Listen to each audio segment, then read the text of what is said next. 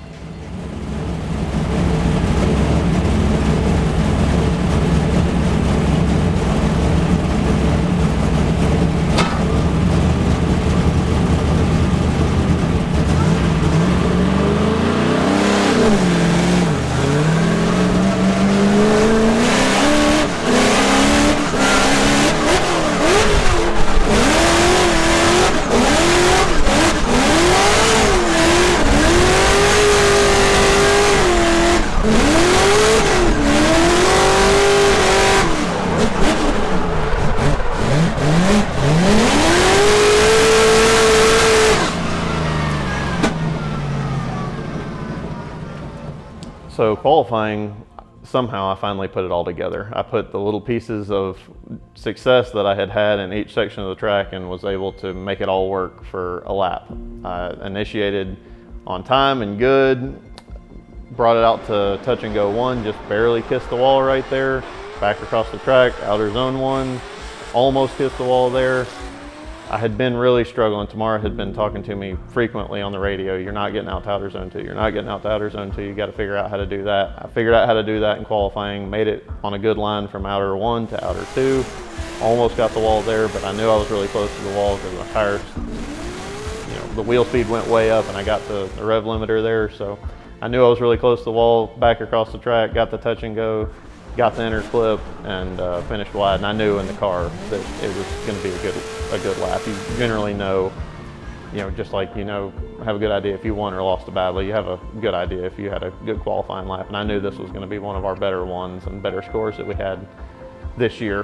Unfortunately, I did miss the last inner clip by just a little bit.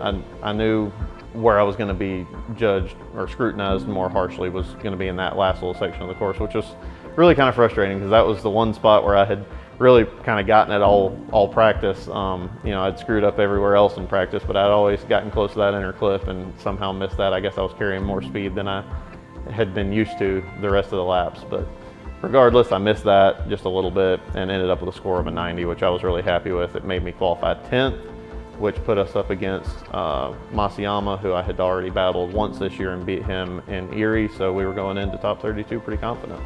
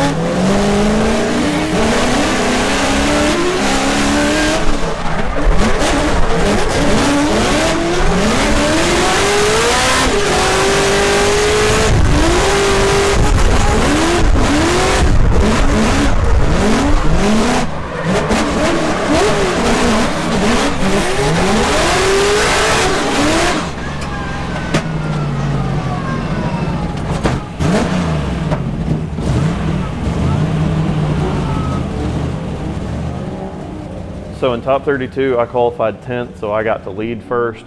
I went out and did what I consider to be a really good qualifying run on my lead lap. The only miscue I had was after I got out to touch and go 1, when I was trying to come back across the track to transition to outer zone 1, Masayama was still inside of me there and didn't give me enough room to transition. So when I tried to come across the track, I actually hit his left front tire because he didn't give me the room to transition out to outer zone 1. It didn't affect my line too much. It made me have just a little bit of a bobble, but I got out there and finished the course and put it on all the line that pretty much I needed to be. I felt pretty good about my lead run. So came back around, we switched, and when I chased him, when I initiated, I put my car just in a little bit too far back of him. So I actually put myself directly in the line of tire smoke in my chase laps. And I guess I'm not that surprised because I really didn't get very many chase laps in practice. I only got 3, and 2 of them I messed up big time. So I really only got 1 real chase lap. So my fault on that. It goes back to not having a ton of time in practice, and the little bit of time that we did have, we had a couple issues and had to work through them. So it is what it is. Didn't get a lot of laps in practice, but it definitely hurt me in my kind of muscle memory for chase. So I got in too far behind him, got in the tire smoke.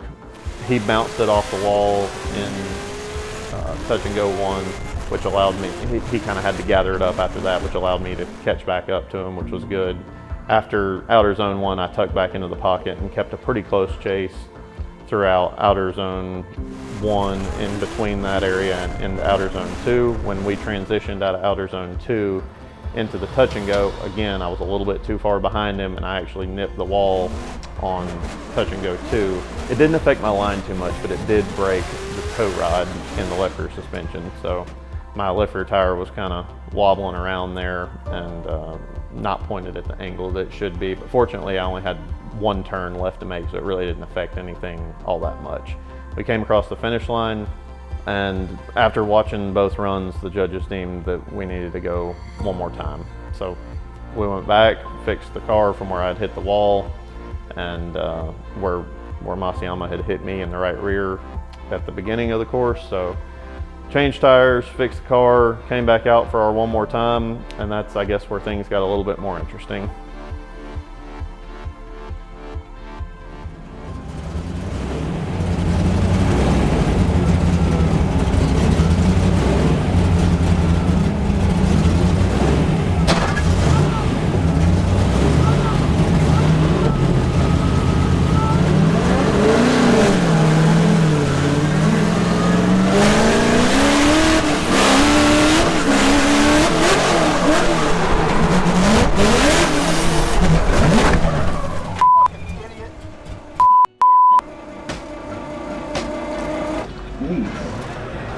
Between Masayama and Hull as he went. Such a bummer. Sent it. Oh man. We knew it wasn't long until something like that happened, right? We always get 1 into that section of the course.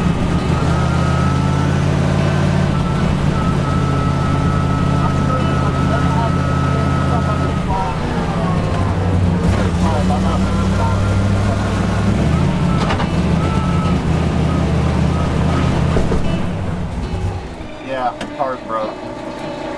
Next, we're going to look at the setup after initiation, probably camera 1, when Hull gets back on throttle there, and where the bump may have taken place. Because if he started to get back on throttle, it looked like he got Okay? Yeah, it's broke though. Hey, you're okay, right? Yeah, I'm fine. Good? Yeah, something's broke in the front end. right. That throws him off the line, and it pushes him back in road face. So you can see it looks like Taylor, as soon as he got that bumper, In the back is dragging. Hang on, I think I just started to run my headlight over. Give me just a second. Maybe. I think it'll go. Let's see. Yeah, I think.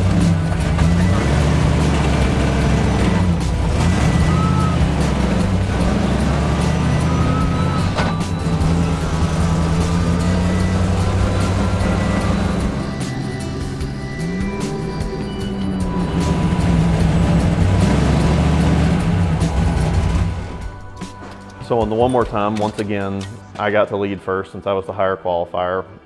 I came through the chicane just like every time, second, third, fourth. You'll probably be able to see on the video here from the in-car.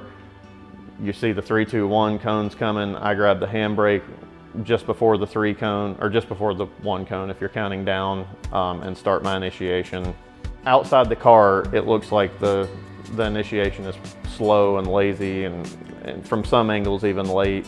Obviously from inside the car, I started drifting, so I don't think it was late just based off of, you know, what I was doing in the car. But regardless, I initiated, was rolling in through the decel zone, and then kind of just got clobbered from the right side. And just any little bit of an upset on the line, you're already such on the ragged edge at this track trying to get it massaged into touch and go 1.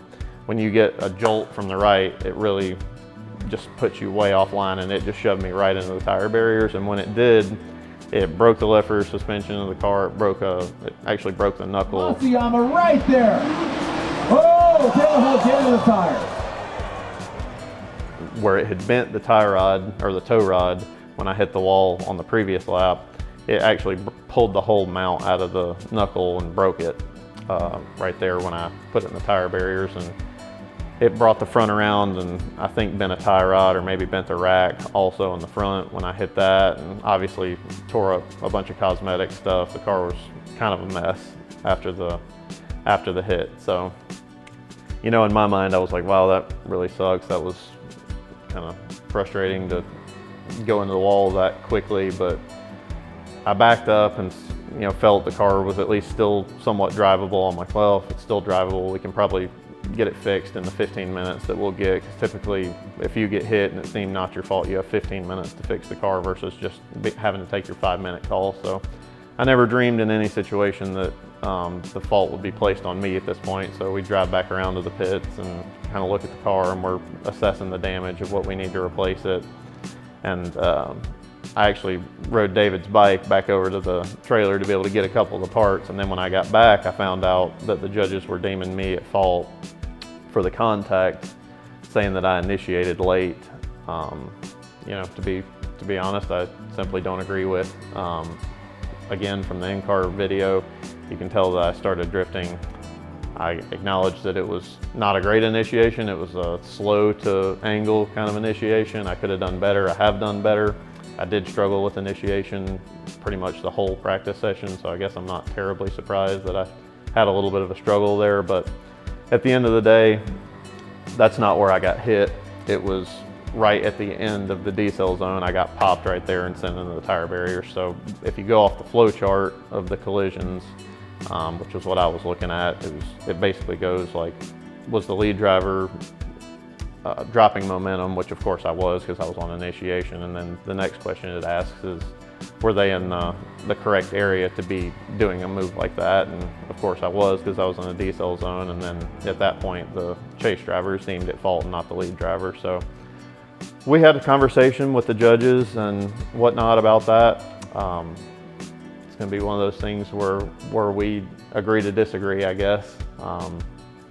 You know, you can kind of take it and accept it and move on, which is what I'm doing, or you know, you can dwell on it. So this is the way it's going to be. It's not like I really have any recourse. I just have to accept the ruling that was given down after the conversations that were had, and pick up the pieces and move back on to the last round, round 8 at Irwindale.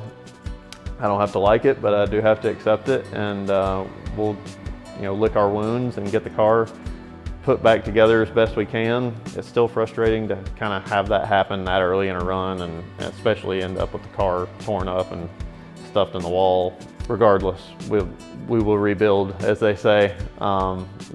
Pretty much got it all fixed before we even left the event, at least to the point where it drove in the trailer, and you know, steers and stops and all that stuff. Once again, got it all fixed, and we'll be ready to go in Irwindale. It's one of my absolute favorite tracks. It's really fast, really fun. Had a lot of success here last year, and I'm looking forward to going back. In addition to Irwindale being the final event of the season, it's also going to be the final event for my Cadillac ATS-V as far as Formula Drift goes, at least. It's a little bit of a bittersweet moment. I've had the car, I've been competing in it for 4 years. We've had a lot of highs and lows together. You know, the high obviously being last year in 2020, being able to finish 10th in points and take that car that nobody else had done any development with and make it to the point where it was a competitive, viable chassis for Formula Drift. I think that the ATS is still an awesome car, and I love it, and I wish that I could, you know, keep both and run both at different tracks, because there's points where that car I think will maybe be even better than the Corvette we're building. But I think that I'm making the right decision. We're really excited about the Corvette build, but this will be the last event in the Cadillac. So it's gonna be a bittersweet moment, but I'm gonna really enjoy it. With that, we will see you in just a couple weeks for round 8, the final round. I can't believe it's already gonna be the final round of 2021. Gonna be looking for some redemption for sure at round 8, and it's gonna be a wild one. I'm confident in that. So make sure to stay tuned, like, comment, subscribe. We'll see you on the next one.